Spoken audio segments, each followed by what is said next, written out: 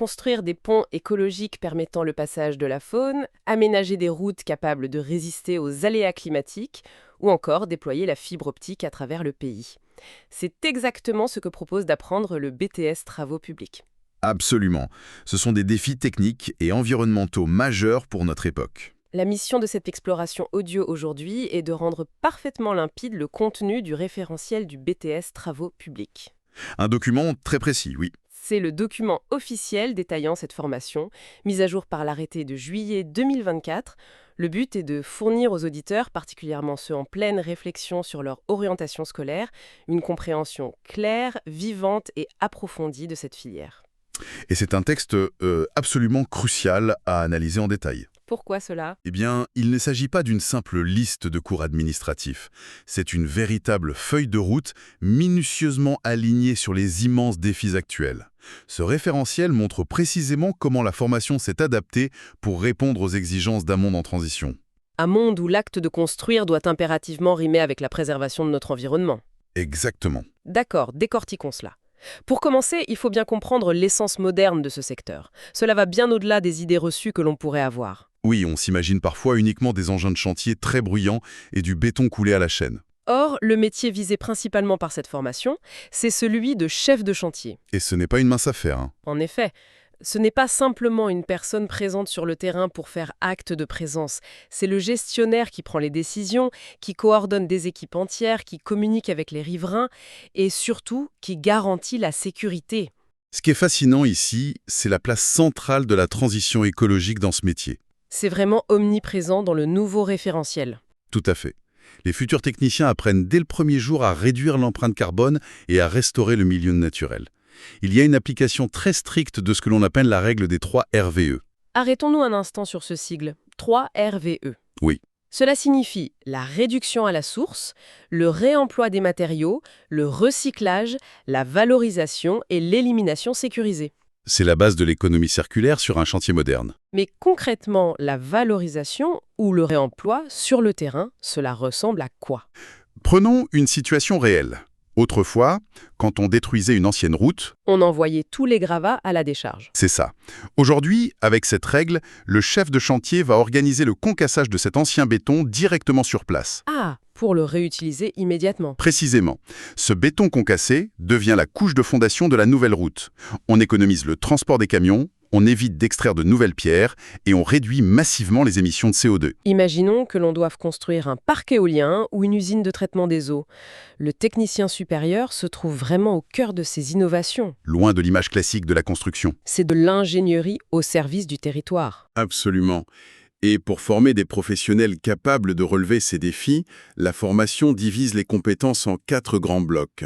Des blocs qui correspondent à la chronologie exacte d'un projet. C'est essentiel de bien comprendre comment ces compétences s'articulent. Entrons donc dans la mécanique du projet. Décomposons ces 4 grands pôles, nommés U5, U6, U7 et U8.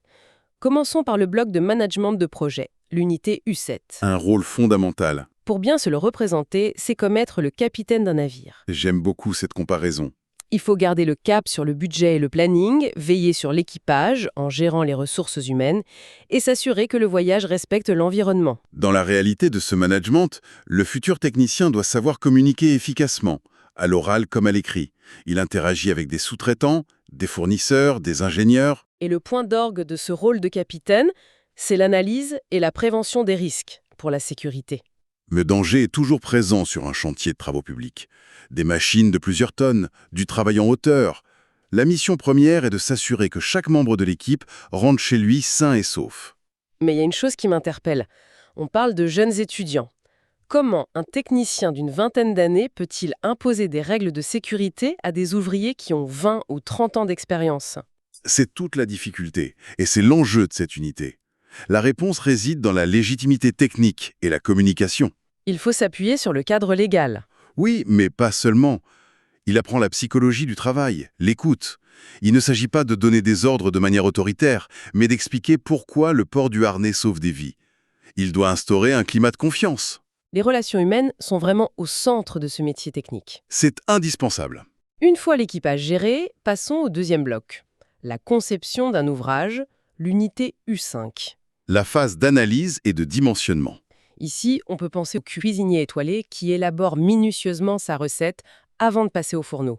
On manipule des plans et des maquettes numériques. Ce qu'on appelle le BIM, oui. C'est ici que cela devient vraiment intéressant.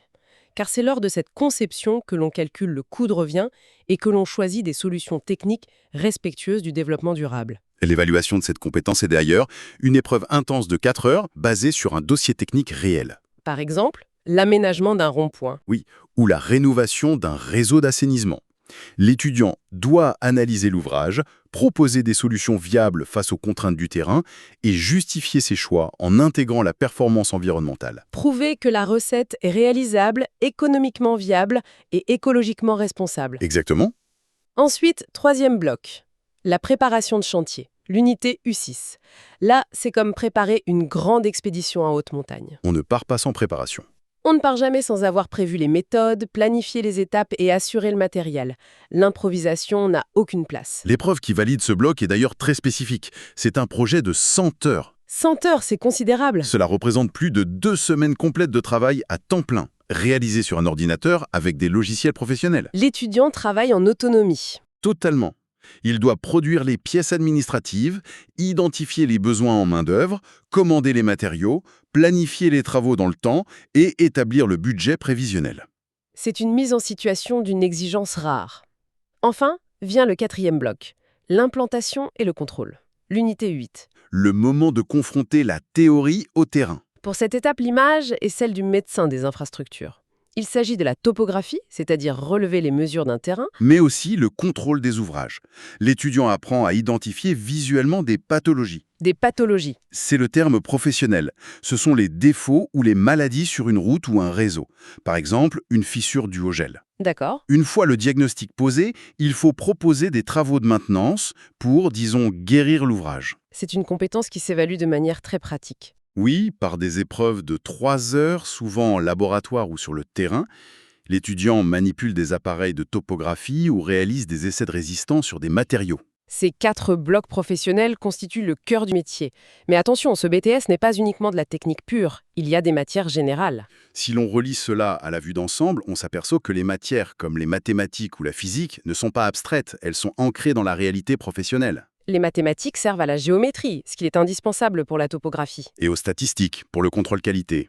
La physique-chimie, elle, étudie la mécanique des fluides, la thermique et la résistance des matériaux. Ce n'est pas qu'une formule théorique, c'est ce qui permet de s'assurer qu'un réseau de distribution d'eau ne va pas exploser sous la pression au cœur de la ville. Et il y a aussi la communication et les langues. L'anglais est essentiel. Avec un niveau B2 visé, ouais. C'est un niveau très solide.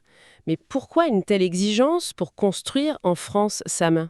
Parce que les machines et les documentations techniques viennent du monde entier. Il est fréquent de devoir lire le manuel d'un tunnelier rédigé en anglais ou d'utiliser des logiciels internationaux. Et la culture générale et l'expression française ? C'est capital. Un chef de chantier doit argumenter, animer des réunions de crise et rédiger des comptes rendus impeccables. Sans une expression claire, impossible de convaincre des élus locaux ou de fédérer son équipe. Tout cela met en valeur l'importance d'apprendre sur le terrain. On n'apprend pas à diriger un chantier uniquement dans une salle de classe. Cela nous amène au stage. L'expérience en milieu professionnel est structurée de manière très progressive. En première année, il y a un stage de sensibilisation. 1 à 2 semaines pour s'imprégner de l'environnement des travaux publics. Exactement. L'étudiant ressent l'atmosphère, appréhende le bruit, observe les interactions. Puis vient le stage d'analyse de l'encadrement, 6 à 8 semaines. C'est le moment clé. Là, l'étudiant ne se contente plus d'observer. Il participe activement aux réunions de chantier, rédige des rapports, analyse les livraisons. Il évalue aussi la prévention des risques professionnels Ce stage fait l'objet d'un mémoire d'une 30aine de pages. et d'une soutenance orale évaluée en contrôle en cours de formation, le fameux CCF. Une épreuve de 40 minutes, 20 minutes d'exposé, puis 20 minutes d'entretien avec un jury de professionnels. L'étudiant doit justifier ses choix techniques. Le jury attend une véritable posture de futur professionnel. Quelqu'un capable de prendre un recul critique sur ses propres actions. Alors, qu'est-ce que tout cela signifie ? Le BTS Travaux publics est une formation exigeante, passionnante et profondément moderne. Elle forme des techniciens extrêmement complets. Elle combine la rigueur scientifique, l'innovation écologique et une dimension humaine très forte, avec la gestion d'équipe sur le terrain. Cela soulève une question importante pour l'avenir. En repensant à l'intégration de l'économie circulaire abordée dans les sources, on peut s'interroger sur l'avenir même de ces métiers. Comment les matériaux de demain vont-ils transformer le secteur? Les futurs techniciens devront-ils bientôt travailler avec des routes capables de s'auto-réparer ou des chaussées intelligentes générant leur propre énergie grâce au passage des véhicules? C'est une réflexion fascinante pour ceux qui envisagent d'intégrer ce secteur en pleine mutation. Merci à tous les auditeurs d'avoir écouté cette exploration. Il est possible d'écouter d'autres podcasts sur d'autres formations sur le podcast Choisis ta formation et ton métier et sur le YouTube Choisis ta formation et ton métier.